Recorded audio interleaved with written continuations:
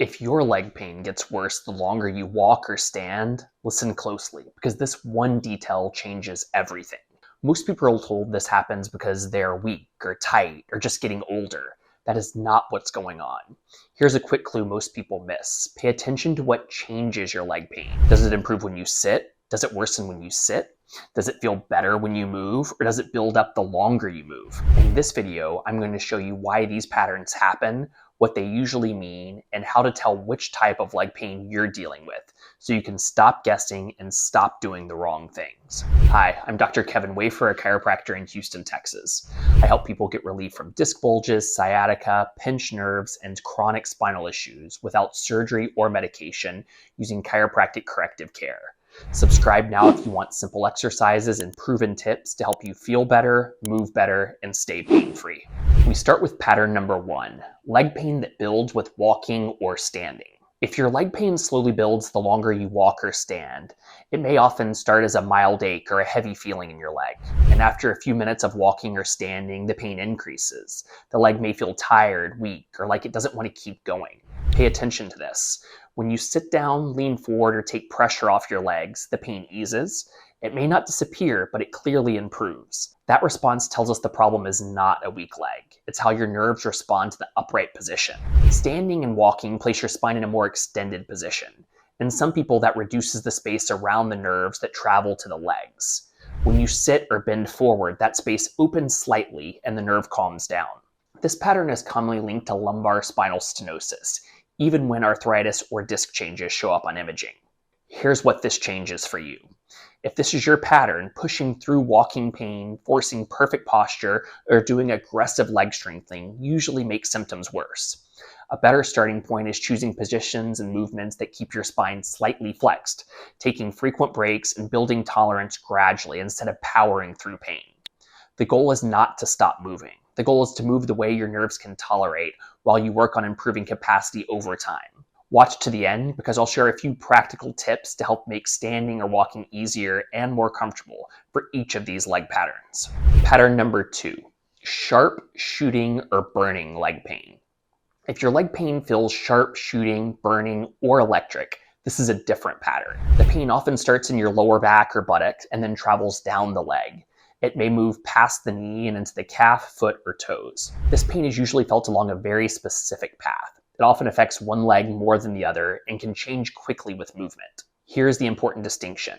This pattern is not about constant compression on the nerve in the leg. Instead, the nerve is irritated near where it exits the spine, and the pain is felt along the nerve's pathway into the buttocks and leg. Because the nerve is inflamed and sensitized, even small movements can trigger sharp shooting pain. Bending, twisting, coughing, or sitting for too long can all flare symptoms. This pattern is commonly linked to sciatic nerve irritation, often related to a disc bulge or herniation. Now here's what this changes for you. If this is your pattern, aggressive stretching, especially nerve or hamstring stretches, often increase irritation. A better starting point is calming the nerve. That means avoiding sharp pain triggers, using controlled movements, and allowing symptoms to settle before increasing your activity. The goal is not to stretch through the nerve pain. The goal is to reduce irritation so the nerve can tolerate movement again. Pattern number 3, leg pain linked to bending, lifting, or sitting. If your leg pain reliably worsens when bending forward, lifting, or sitting, this pattern points to a different driver. The pain may start in the lower back or buttock and sometimes travels into the leg.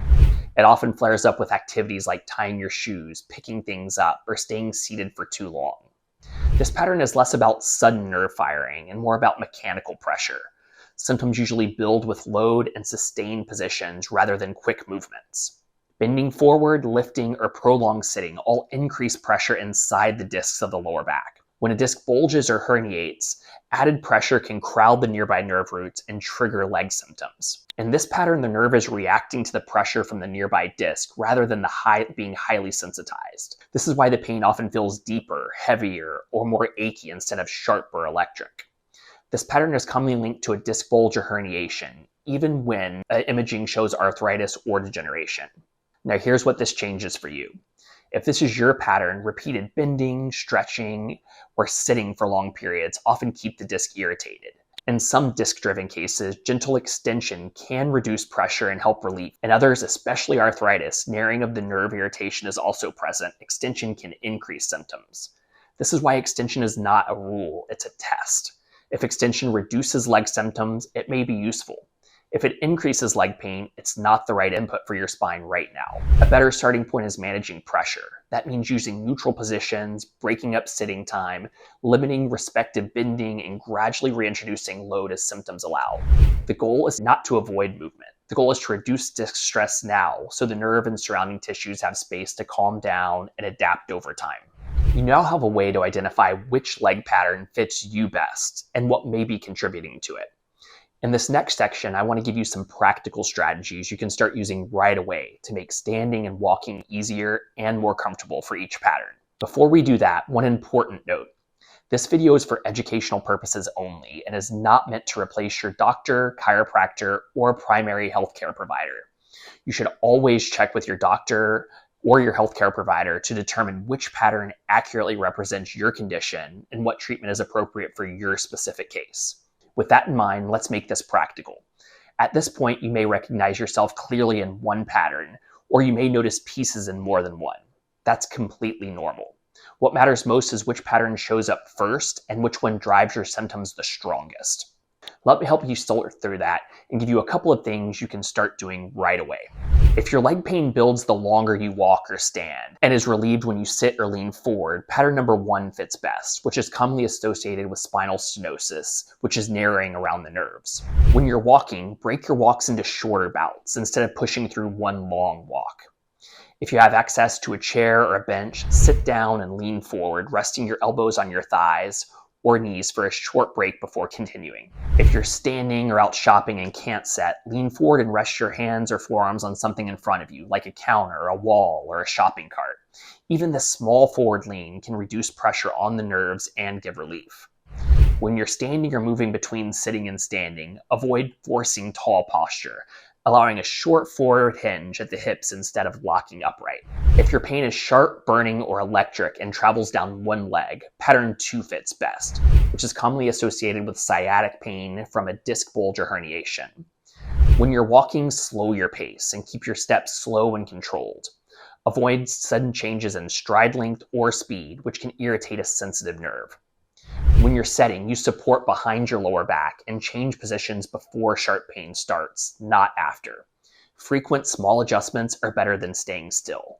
If your leg pain worsens after bending, lifting, or prolonged sitting, pattern 3 fits best, which is commonly associated with disc bulges or herniations that are sensitive to pressure load and can irritate nearby nerve roots. When you're walking, avoid starting long walks immediately after sitting for a long time. Stand up first, move gently for a minute, then begin walking. When you're sitting, take frequent breaks. Standing up for 30 to 60 seconds every 30 minutes can reduce disc pressure and make walking easier. In some disc-driven cases, a gentle seated or standing lumbar extension can feel relieving. This is a test, not a rule. If extension reduces leg symptoms, it may be useful. If it increases leg pain, stop and avoid it for now. If more than one pattern sounds like you, start with the one that triggers your pain the fastest or most reliably. As that pattern settles, the others often become easier to manage. These are not full treatment plans. They're starting points to help your body tolerate standing and walking better right now. You now have a clearer way to understand what leg pain pattern fits you and what helps it feel better. If you want, comment below and let me know which pattern sounds most like you and which relief moves help you the most. That really helps others watching this video as well. And remember, it's always important to get checked by your primary health provider so you know exactly what's going on and what treatment is right for you. If this video helped you, please like it and share it with someone who's dealing with leg pain. That support helps this channel reach more people who really need it. Subscribe now if you want simple exercises and proven tips to help you feel better, move better, and stay pain-free. Now, there is one non-surgical treatment method that can be appropriate for all 3 of these leg patterns, and that is non-surgical spinal decompression. In the next video, I'll show you how it works, who it's right for, and when it makes sense to consider. Go watch this video next.